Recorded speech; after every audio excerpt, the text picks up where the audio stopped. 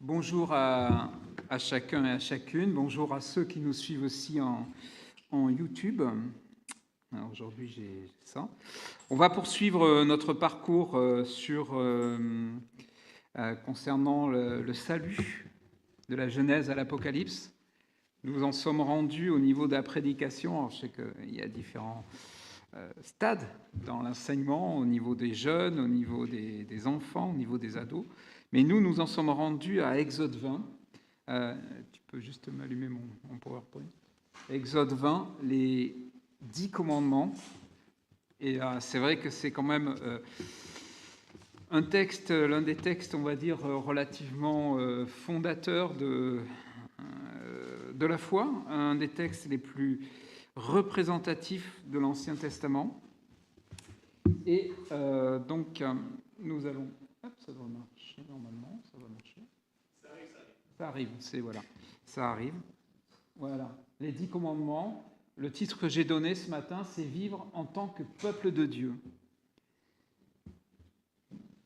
Et alors, je voudrais commencer par quelque chose, une contradiction humaine. Alors, c'est un peu orgueilleux de ma part, parce que j'aurais pu mettre plutôt ça au pluriel, parce que on est quand même une somme de contradictions humaines.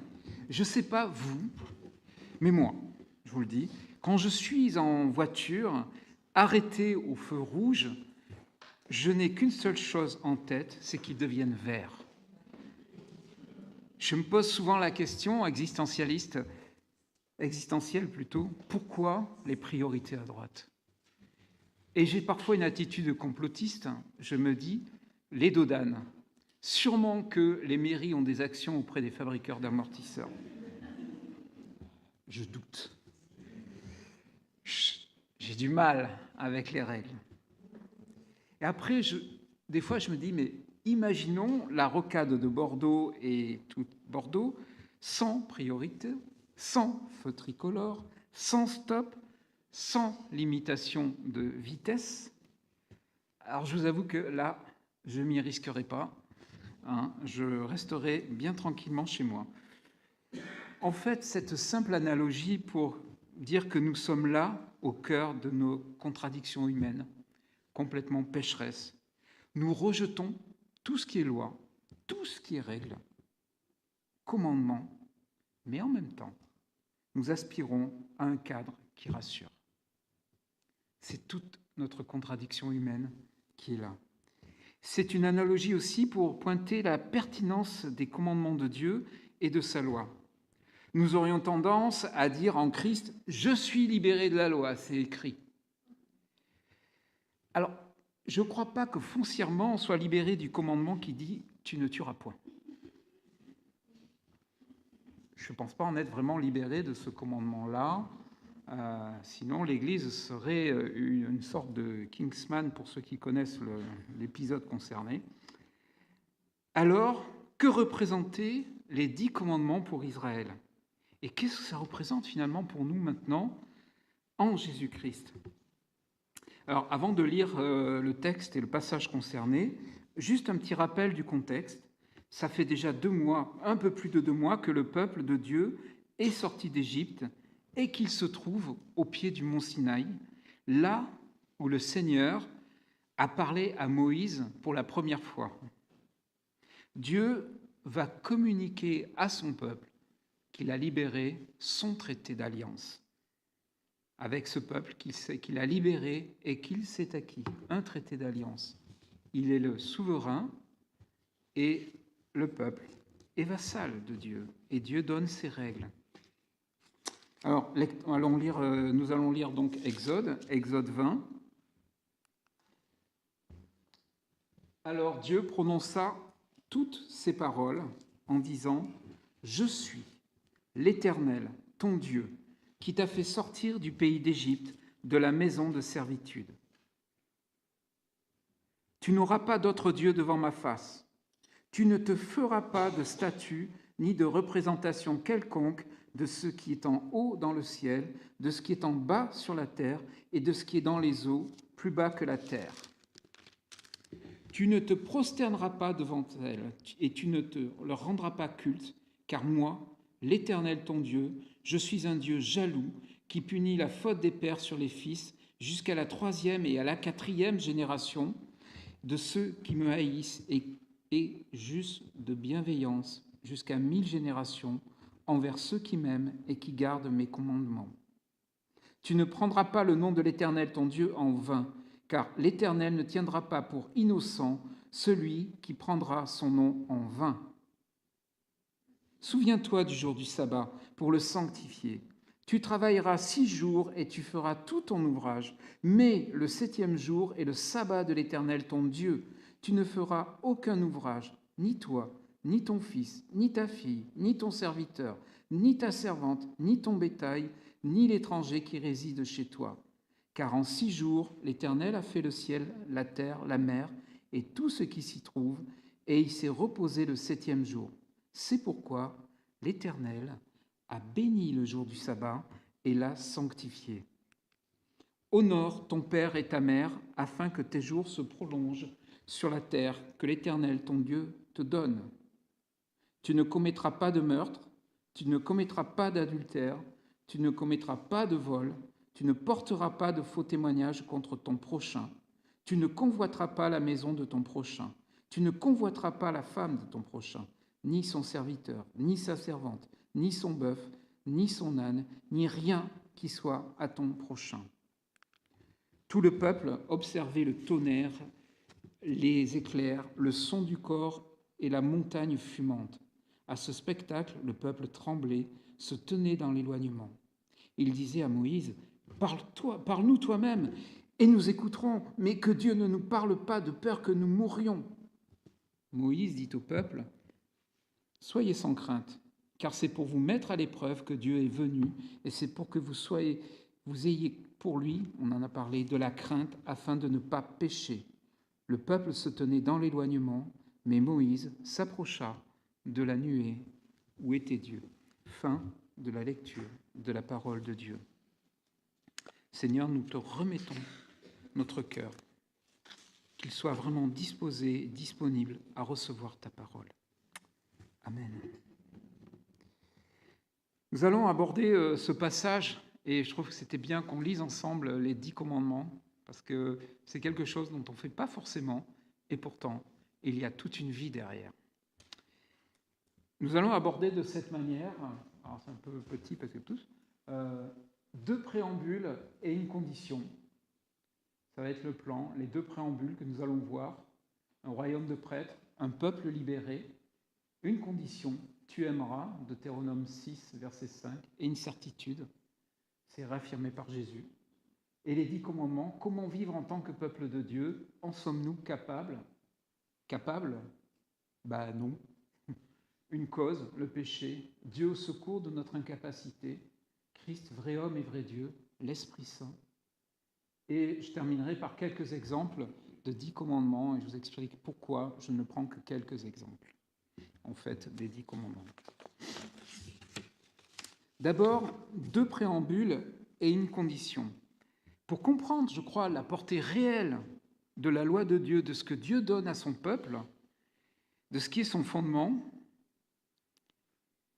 les 10 commandements sont vraiment le fondement et souvent le reste est un peu des applications. Je crois qu'on est très peu aujourd'hui à avoir des bœufs chez soi, des esclaves.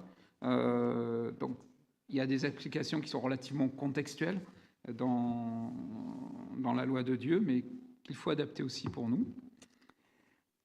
Il nous faut observer le texte, toujours regarder le texte et écouter, si j'ose dire, les paroles de Dieu. En fait, il y a 2 préambules importants, je l'ai souligné.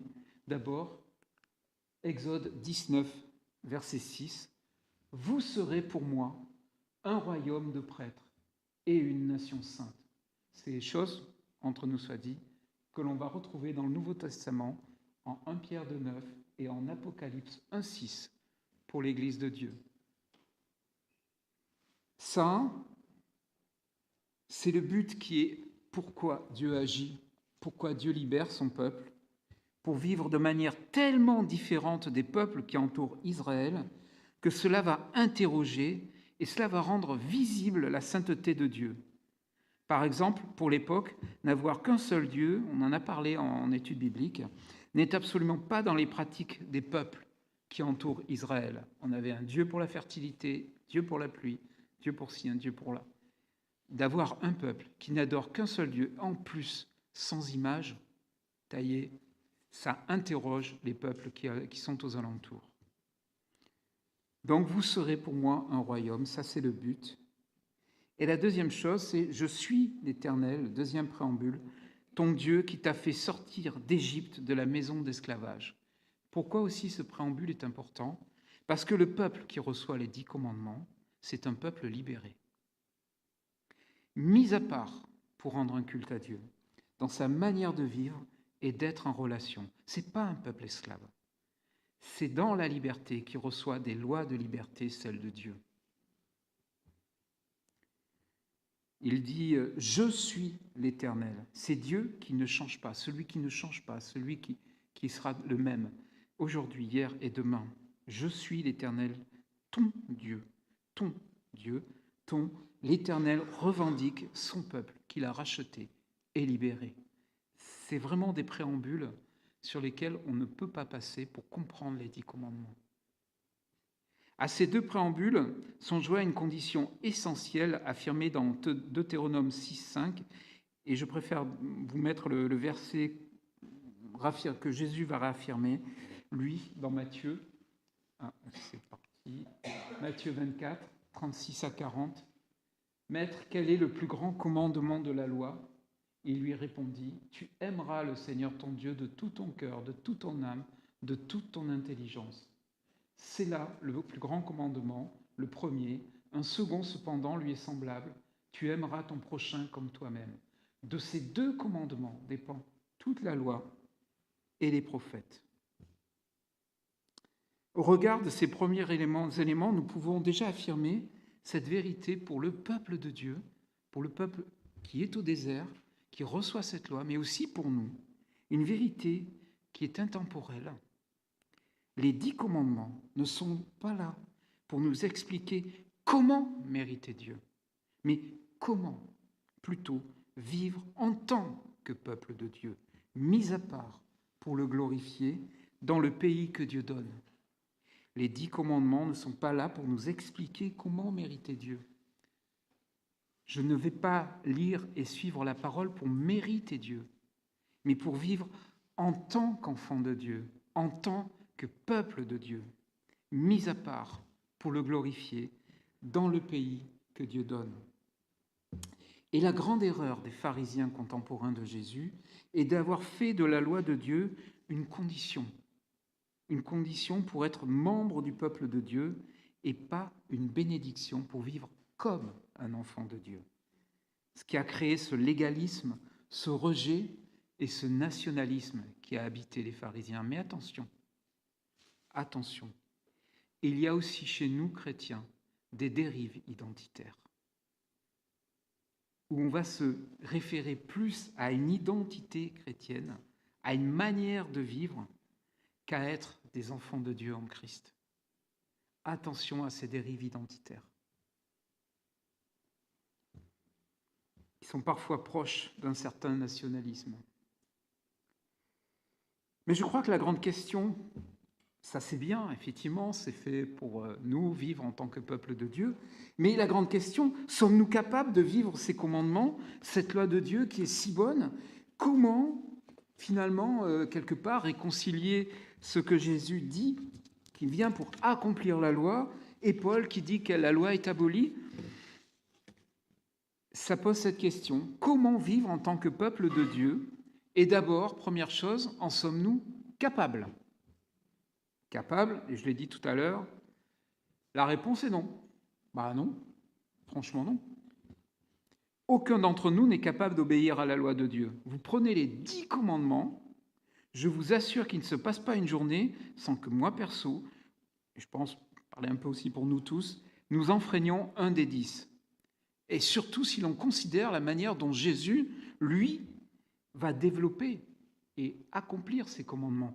Vous prenez le commandement « Tu ne tueras point » dont j'ai parlé tout à l'heure, Jésus assimile au meurtre le fait de se mettre en colère contre son prochain. Moi, je ne suis jamais en colère. Bon, reconnaissons que cela est quand même dû... Oui, Martine rigole assez. Merci chérie, je savais que je pouvais compter sur toi. Cela est dû à notre côté pécheur. Depuis la chute, mais vraiment depuis la chute, aucun de nous n'est capable, ni n'a la volonté d'obéir complètement à la loi de Dieu. On est des incapables.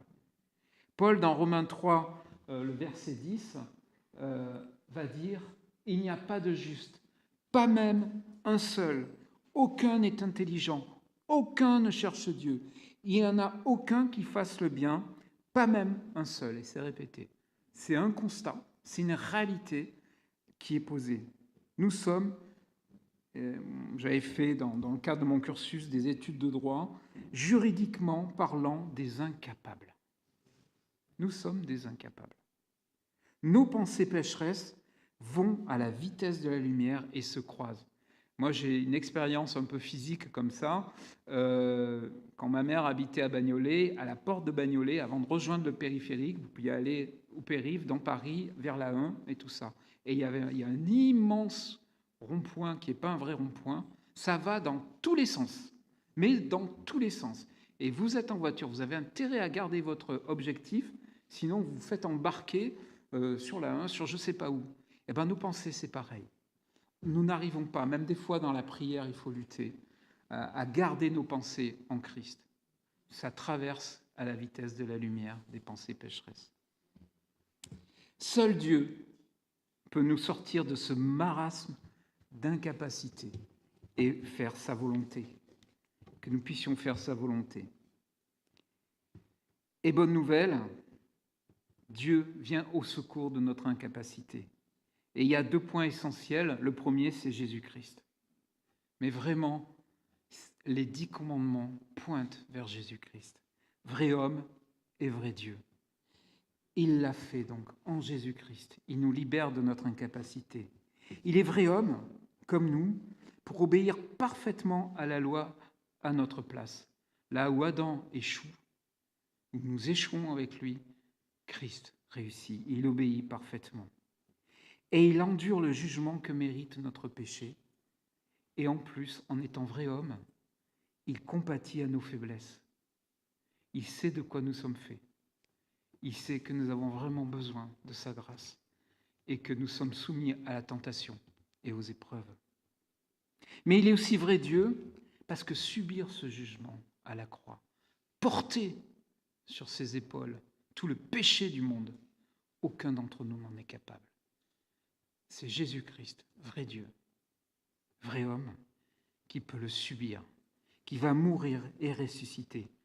Et maintenant, maintenant nous sommes unis à lui, nous qui l'avons accepté comme Seigneur et Sauveur. Et c'est ce que Paul dit. Or, c'est grâce à lui que vous êtes en Jésus-Christ, qui a été fait pour nous sagesse venant de Dieu, mais aussi justice, consécration et rédemption. Nous avons tout ça en Christ. Nous sommes justes, nous sommes consacrés et nous sommes rachetés, afin, comme il est écrit, que le fier ne mette pas sa fierté, que le fier mette sa fierté dans le Seigneur. On n'a rien à prouver. Jésus va lui accomplir donc parfaitement la loi, et donc, en tant que croyants, nous avec lui. Chaque fois que dans la vie quotidienne, nous nous mettons en colère contre quelqu'un de proche ou agissons de manière contraire à la volonté de Dieu, nous avons cette grâce de pouvoir nous mettre aux pieds, à genoux, de celui qui nous a adoptés en Jésus et de continuer notre marche. Il y avait dans les églises protestantes autrefois, et ça a perdu de son sens, mais quelque chose de très fort qui était la confession des péchés. C'était quelque chose de très fort où l'Église ensemble confessait ses péchés. Je vais simplement vous en montrer une et la lire pour vous dire la profondeur des choses, parce que nous ne rentrons pas dans la présence de Dieu comme « Salut copain, on rentre ». On vient conscient de nos limites. Seigneur, nous savons bien que sans ta grâce et sans ta vie en nous, nous sommes bien peu capables de vivre, ne serait-ce qu'une partie de la radicalité de ton commandement. Alors Seigneur, nous voici devant toi avec toutes les limites de notre foi et de notre amour. Nous voici devant toi avec ce que nous appelons notre péché qui nous sépare de toi et des autres. Nous voici devant toi dans toute notre faiblesse et conscient de tous nos manques, ces manques et ces faiblesses, ces errances, ces incapacités. Nous les déposons simplement au pied de ta croix, afin que tu nous accueilles tels que nous sommes. Voilà comment rentrer dans la présence de notre Dieu. Comme disait Paul, que celui qui fasse le fier mette sa fierté dans le Seigneur et pas en soi. Voilà la porte d'entrée et voilà celui qui nous accueille. Et il y avait cette réponse, la réponse du pardon. Nous avons été rendus justes devant Dieu à cause de la foi et nous sommes maintenant en paix avec lui par notre Seigneur Jésus-Christ. Tiré de Romains 5, verset 1. Nous arrivons avec nos limites et nous sommes revêtus de son manteau d'amour et de grâce pour pouvoir vivre sa parole et vivre sa loi. Et on ne va jamais oublier cette vérité essentielle que le Père nous donne sa parole, non pas comme un mode d'emploi ou un ensemble de règles pour le mériter, je le répète, mais pour vivre ce que nous sommes, ses enfants, en ayant pour modèle et maître et sauveur son Fils qui intercède sans arrêt pour nous. Nous n'obéissons, nous ne sommes pas là pour avoir un mode d'emploi. Nous sommes là pour vivre comme ses enfants, en ayant pour modèle, maître et sauveur son Fils qui intercède sans arrêt pour nous. Il est notre seul intermédiaire. Et déjà, et c'est pour ça que j'ai lu la fin des 10 commandements où on voit le peuple avoir peur et dire à Moïse, va pour nous. Moïse est une préfigure du Christ, une préfiguration du Christ. Il va seul faire l'intermédiaire entre Dieu et le peuple. Il va transmettre au peuple les ordonnances et les commandements de Dieu. Il est cette préfiguration de Jésus-Christ qui est là maintenant, le Fils unique auprès du Père et qui intercède pour chacun d'entre nous dans nos faiblesses. Il est là.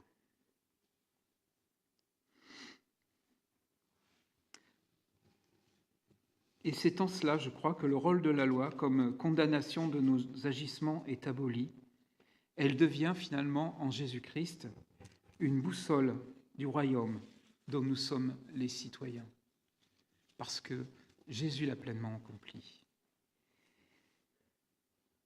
Et avec Jésus-Christ, Dieu nous donne un précieux trésor à vivre chaque jour, l'Esprit Saint. Nous sommes rendus capables, mais comment vivre ces commandements en tant que peuple de Dieu? Comment les vivre?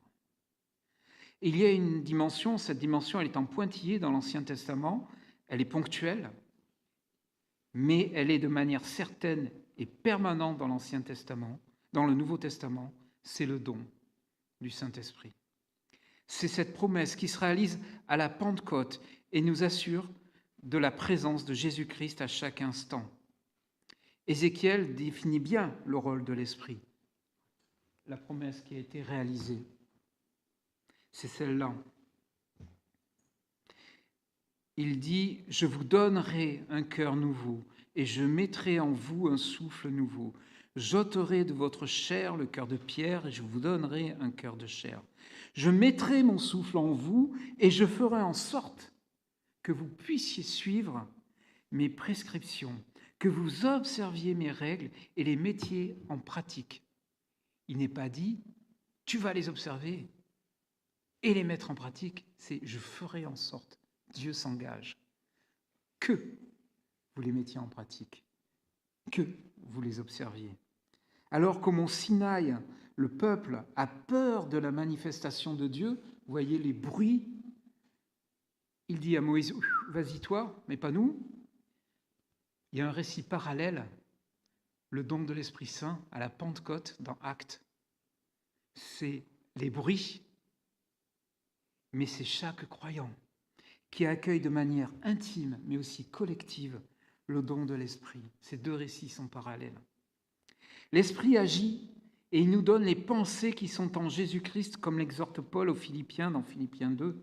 Il développe le fruit qui est l'amour, la joie, la paix, la patience, la bonté, la bienveillance, la fidélité, la douceur, la maîtrise de soi, dans Galates. C'est des dispositions de cœur qui sont nécessaires pour vivre la parole de Dieu, et le Seigneur nous les donne. Ce qui fait que On a envie de vivre la parole. En Jésus-Christ, par l'Esprit, nous passons d'une incapacité à ce qui nous caractérise en tant que croyants, c'est que par amour pour notre Seigneur, d'où découle notre amour du prochain, eh bien, nous cherchons à accomplir sa parole dans nos vies. Ce n'est plus tu dois, mais je cherche parce que j'aime le Seigneur et que j'aime mon prochain, parce que je suis aimé. Les commandements de Dieu deviennent ce pourquoi ils nous ont été donnés, nous en tant que croyants, un repère pour nos vies, une marque de notre qualité de peuple de Dieu et une manière de vivre le royaume de Dieu, ici et maintenant. C'est notre marque, comme c'était la marque du peuple de Dieu qui a reçu la loi dans l'Ancien Testament, mais parce que Christ n'était pas encore arrivé, n'était pas venu pour payer, parce que l'Esprit Saint n'était pas donné. La promesse n'a pas pu complètement se réaliser parce que Christ, nous étions en vue. Et aujourd'hui, ces commandements deviennent une réalité de vie pour chacun d'entre nous.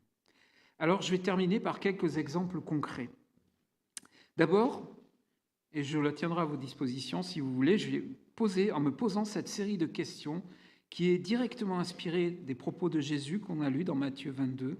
Tu aimeras le Seigneur ton Dieu et ton prochain comme toi-même.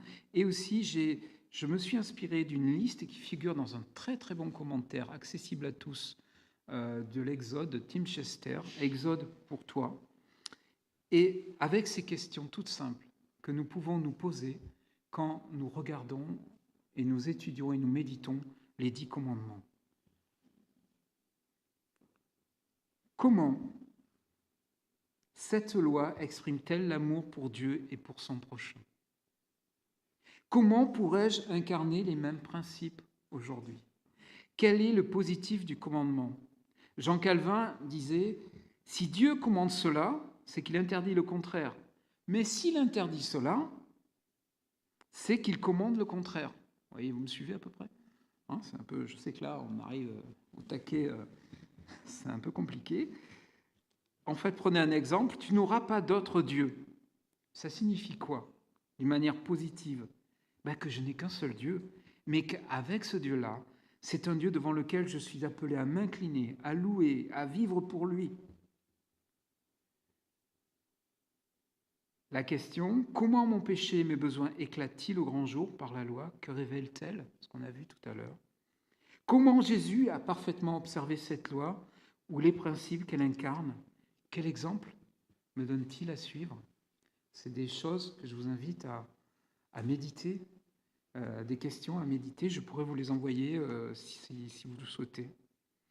Vous comprenez que cette série de questions nous amène à développer une relation intime avec le Seigneur par l'écoute de sa parole qu'il nous faut lire, prier, méditer sous l'action de l'Esprit.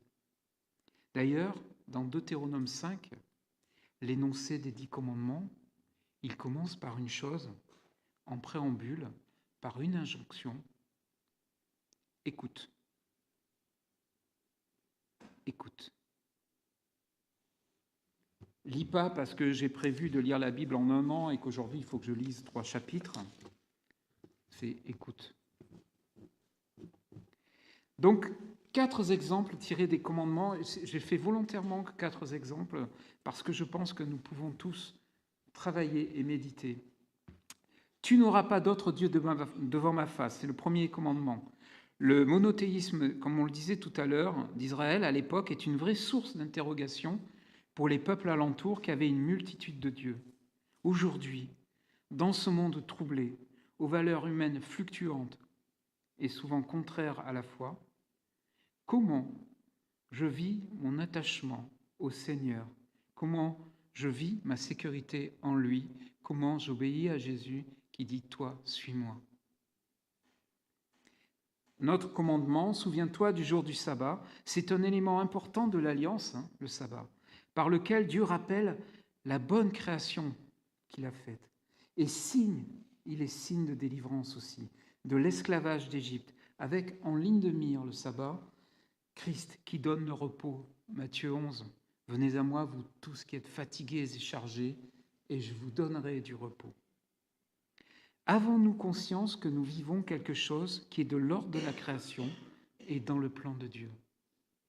Comment aujourd'hui j'arrive à appliquer les principes du sabbat qui consistent à m'arrêter, me reposer, me réjouir en Christ et contempler Dieu?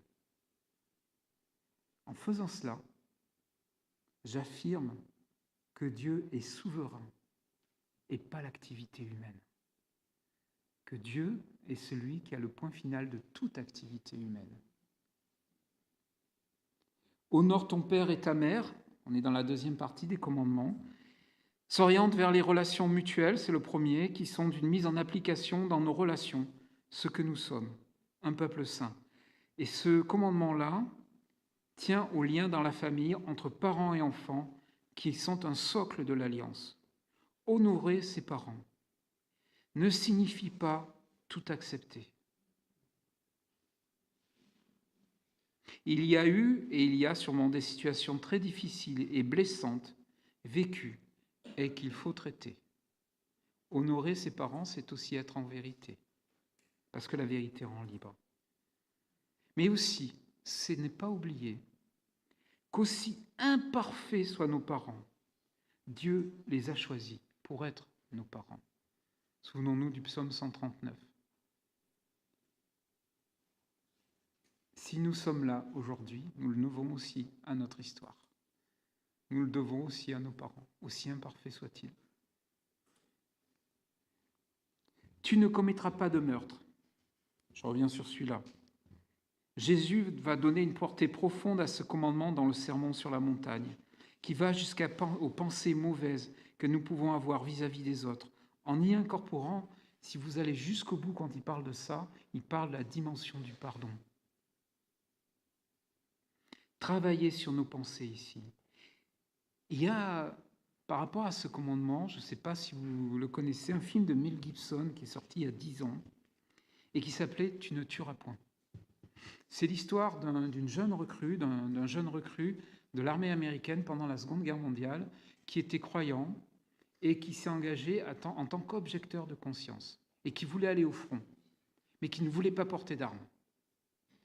Une incompréhension totale, c'est une histoire vraie. Il a été violenté, il a été mis au rencard, et total, il est allé sur le front, il est parti au Japon pour mener la guerre avec les troupes, une guerre très dure, et il était infirmier. Et il a sauvé énormément de vies. Il était dans son bataillon et il a sauvé énormément de vies. Il y a eu un premier assaut et il montait pour sauver des vies. Et quand les supérieurs l'ont interrogé en lui disant « Mais pourquoi tu veux y aller alors que tu n'as pas d'armes ?» Sa réponse a été « Pendant que les autres vont prendre des vies, moi, je vais en sauver. » Et à tel point que quand ils sont montés pour conquérir une position, ils ont échoué, ils ont dû se replier, il en a ramené plein. Ils ont donné un deuxième assaut, c'est dans le film, et un autre commandant qui voyait que ça ne bougeait pas, téléphone au colonel qui était chargé de l'assaut, il lui dit « Mais pourquoi vous n'êtes pas encore en train de faire cet assaut ?» Et il parle de ce soldat, il dit « On attend qu'il ait fini de prier. » Et ils sont montés qu'après, à l'assaut. C'est une manière de vivre ces commandements aujourd'hui. Alors c'est un exemple, peut-être un peu aussi film, mais je vous conseille ce film qui est très très beau, de Mel Gibson. En conclusion, et je ne vais pas m'étaler sur tous les commandements, il y a une prédication par commandement à faire, c'est sûr. En conclusion, vraiment, je vous invite à lire, à méditer les 10 commandements à la lumière des paroles de Jésus-Christ, éclairés par l'Esprit Saint, en ayant en tête tout ce que nous avons dit depuis tout à l'heure. Je sais pas si je l'ai déjà. Les 10 commandements ne sont pas là pour nous expliquer comment mériter Dieu, mais comment vivre en tant que peuple de Dieu mis à part pour le glorifier dans le pays que Dieu donne. Et en l'occurrence, c'est ici que nous sommes. Le deuxième, le Père nous donne sa parole, non pas comme un mode d'emploi, un ensemble de règles pour le mériter, mais pour vivre ce que nous sommes, ces enfants, en ayant pour modèle maître et sauveur le Fils, son Fils, qui intercède sans arrêt pour nous. Il intercède actuellement pour chacun d'entre nous dans ce que nous vivons. Et la troisième des choses, les commandements de Dieu deviennent ce pourquoi ils ont été donnés, un repère pour nos vies, une marque de notre qualité de peuple de Dieu et une manière pour nous de vivre le royaume de Dieu ici et maintenant. Quelle parole tu parles? Moi, je parle la parole de Dieu.